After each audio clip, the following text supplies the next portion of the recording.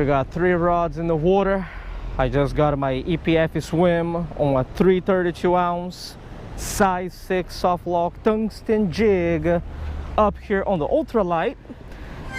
I decided to give this deck do Pescador, right, fisherman's deck, second chance. Well, to tell you all the truth, it is not really like I had an option, you know what I'm saying? I kind of looked up a few other spots here in the Baixada Santista, and I did find some good spots in São Vicente, but the thing is, over there, there's a lot of homeless people, and you know, the majority of the homeless folks, they're good folks. They're not going to mess with you. All it takes is one crackhead or one drug addict folk, right, to kind of maybe rob you or cause some trouble. You see what I'm saying? If I was just fishing out there without shooting, without the GoPros out, right, that's a whole different environment, right? But with 2 cameras out, plus my Sony in my pocket, right, yeah, it's a little bit sketchy, right? Plus I take my dad and my mom over there, not so good. So here's a still very family friendly deck do Pescador, tough fishing, man, but a good accessible spot with restrooms over there. It is really not like I had a choice. But that's not necessarily a bad thing, right? Last video on the YouTube channel, we did catch some micros around the rocks over there, right? I'm going to be punching rocks over there again today, later, right around that area. And there are 2 species of micros over there that I believe are lifers for me. So I'm kind of going to confirm in this video. Plus, it is not like the Baía de Santos here, aka the Santos Bay, doesn't really have fish, right? I just caught a fish here, first cast on my rod, a checker puffer, the Sphoiroides testudinus. But yeah, it is like super tough. So main objective of the day is really for my dad and my mom to hopefully catch some fish. I want to get some footage, some YouTube footage of just my parents having some fun, catching some fish. So hopefully Baía de Santos today is going to produce. Stay tuned. I'm gonna put all my newfound knowledge to good use, and hopefully we're going to land some more lifers and some exciting stuff today. I'm like desperate, folks, you know what I'm saying? Like, we're not getting any hits on the shrimp. I got a leather jacket over here, cut bait, not getting hit on that. We're gonna put some fish bites, man. We're gonna bring the US of A, man, to Brazil, you know what I'm saying? I've been doing real good with these.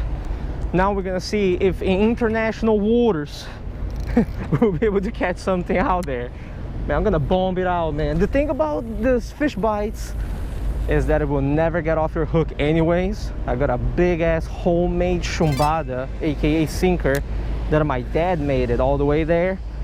Oh yeah, man, I'm just gonna leave it out there, and hopefully a monster is going to surface.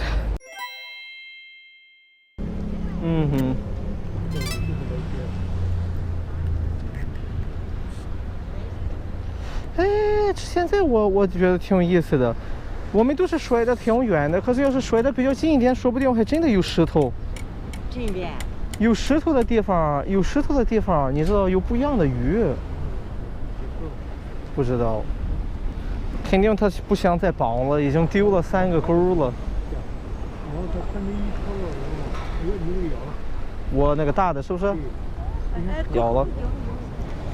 Calma, rapaz, calma. Fish bites, son. Got a hit on the fish bites. Oh yeah, oh yeah. It's on, boy. It's on. Fish bites, man. I hope it is not a baiacu, which is a puffer fish. Fish bites in Brazil, man. That is what's up. Come on, be a new species. Baía de Santos, rapaz. It's a puffer fish. Son. You should go baiacu. Rapaz. Baiacu. 生气了。不是，是一个屁股。Fica bravo, hein? Ah, maldito checker puffer. Speaking 3 languages here now. Look at the fish bites. Rapaz.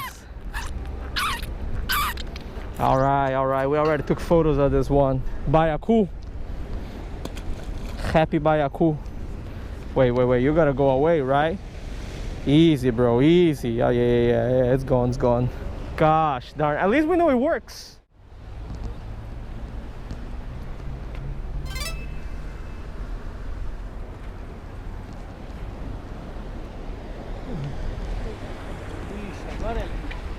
É. Pois é. É muito lixo aqui na baia mesmo. Dependendo da maré. Sacolão.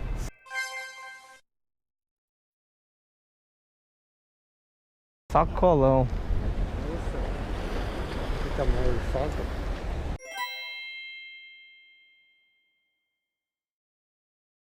There's a good hole right here.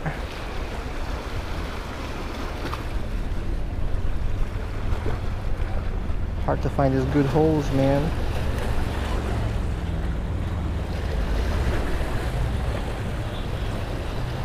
Easy now. Got a fish line. Someone's fish line.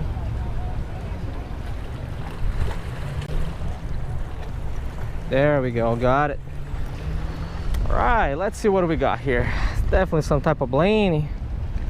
I think this is a hairy Blaney. I'm not 100% sure, but you see how the spot over here is all white? I think this is a hairy Blaney. I think they have hairy Blaney here in Brazil. Mysterious, definitely very mysterious. I mean, the Labrissomos genus is already hard to identify, but regardless of this little fella being either a hairy Blaney, the Labrissomos nutipinis, or a masquerader hairy Blaney, right? The Labrissomos conditus. The thing is, I already have both of these species of fish, right? If you look at the opercular flap of this dude here though, and you see the markings over here, check that out. It's got a full white ring around, which makes me really think that this is a hairy Blaney, right? And I think that the range actually extends down to Brazil too, you know? It's not just like Florida, it goes all the way in the Atlantic, right from North America all the way to South America. This is not one of the two species that I caught over there yesterday that I need to double check, right, and confirm the IDs. So I'm going to release this little fella now. He's been through a lot here inside the jackal egg bucket. Check that out, huh? Beautiful sample though. Gotta tell you, nobody down here fishes for them Blannies and things like that. Only I do, right? I'm like the authentic micro master, doesn't matter where around the world. While these rods over here are not biting, let's go punch some more rocks, you know, and see if those two Brazilian endemic species are going to show up.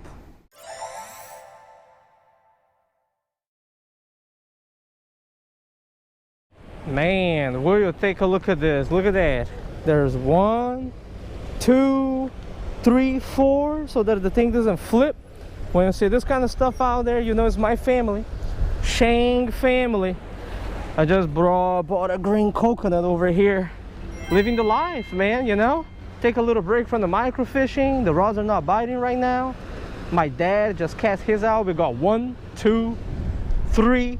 The micro one over there. Finish the coconut, man. Go back to the grind. Opa, com licença. Deixa eu jogar o coco aqui. Back to the micros. Still got to catch those two, confirm the ID, you know what I'm saying? Tide's looking good too. Cast right around that area right over there. All right, let's see.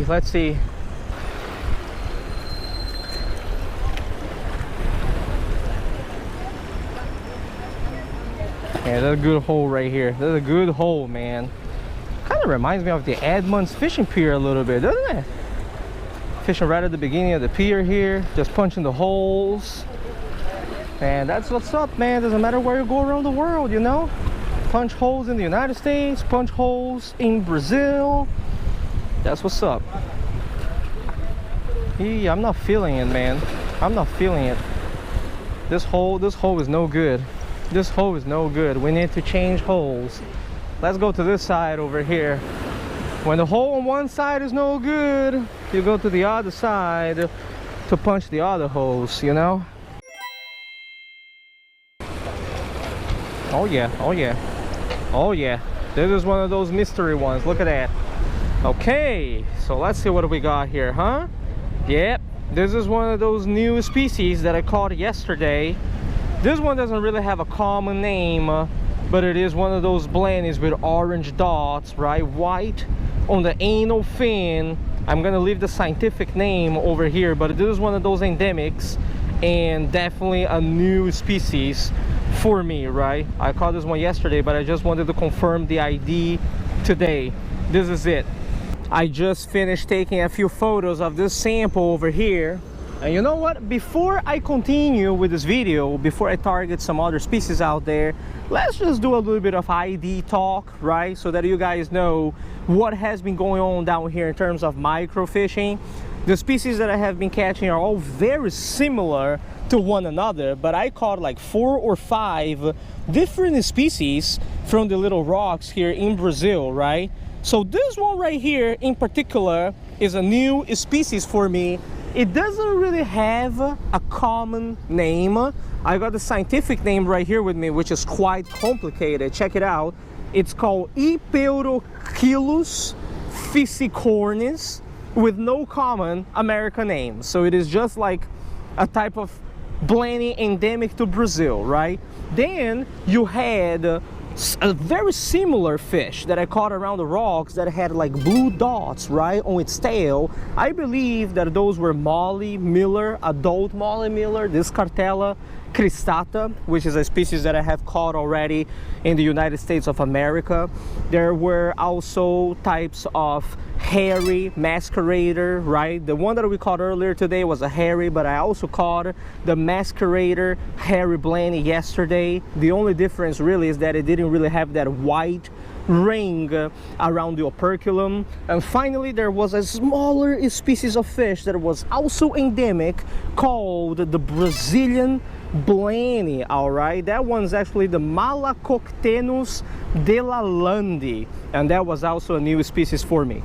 So I mean, in terms of fishing out there, we're really not catching a lot, but at least when it comes to microfishing, I added 2 more to the life list, right? So it is not all like, ooh, fisherman's deck, no good.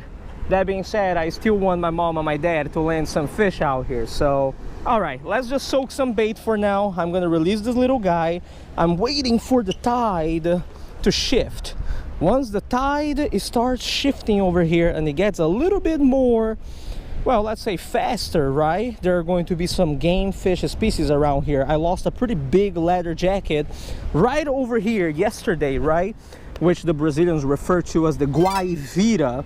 There are 3 species of them down here. So, all right, let's wait a little bit more and play by ear.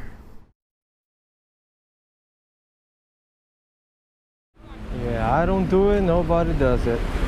I do it, I lose my spot, man. Nobody punching rocks here for 2 days straight, man. I just go there, catch a few blennies, bro. People stealing my holes already.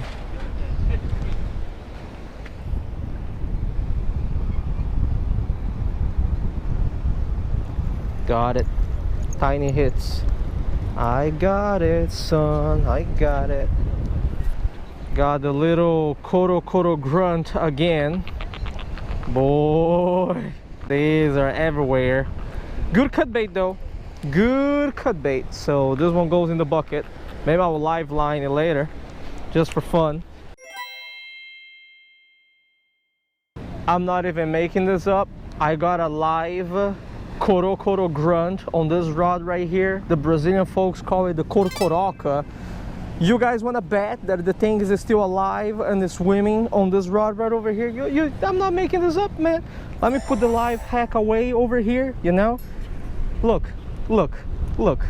I'm just gonna slowly reel it up, okay? Slowly reel it up. Look at this, dude. Look at my grunt over here, bro. Look at that. It's like 3-4 hours soaking down there, bro. Not a single big fish even touched this stuff. If this was like the Skyway Pier, like in Tampa Bay, or any pier in Florida, bro, maybe you landed already a snook and that. Bottom line is, be happy with what you got. You know what I'm saying? Be happy with what you got. You know, I gotta tell you all something. I used to come to this place, like this area, 14 years ago, 16 years ago, and I remember the fishing being much better than this right now. It is one thing when you come to a city like this, right, and you are not catching anything, but the locals are slaying. That's when you kind of know that maybe you were using the wrong rigs, the wrong bait. First day I got over here, I talked to some of the locals. Tá beliscando. The locals told me, usando camarãozinho. I was like, okay, go out there, get a little shrimp, right?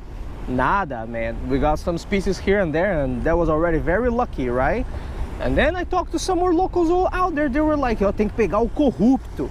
It's like kind of a Brazilian ghost shrimp type of thing. I was like, okay, man, we got a pack. We tried. Nothing. I've been casting the EPF swim here, okay, in the B vibe for the last 2 hours. Just, you know, waiting for a little guaivara. You know what I'm saying? Guaivira, little charelete.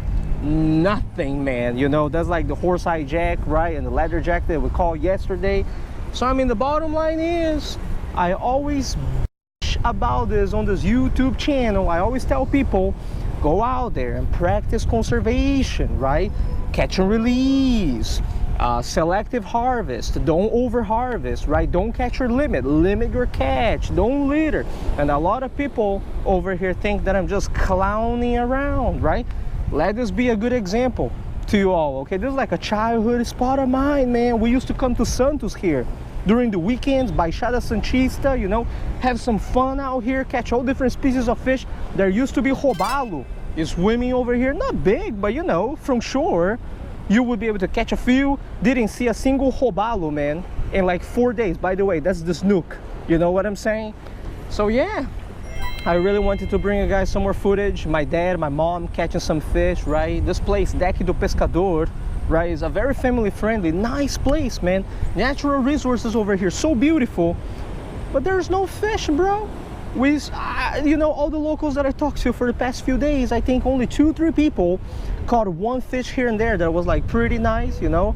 I saw one catfish, C-type style catfish, that was maybe 2 kilograms, 4 pounds, right? Another person caught like a nice fish the other morning, 2.5 kilograms, and that was it out of maybe 35-40 anglers that I've spoken to.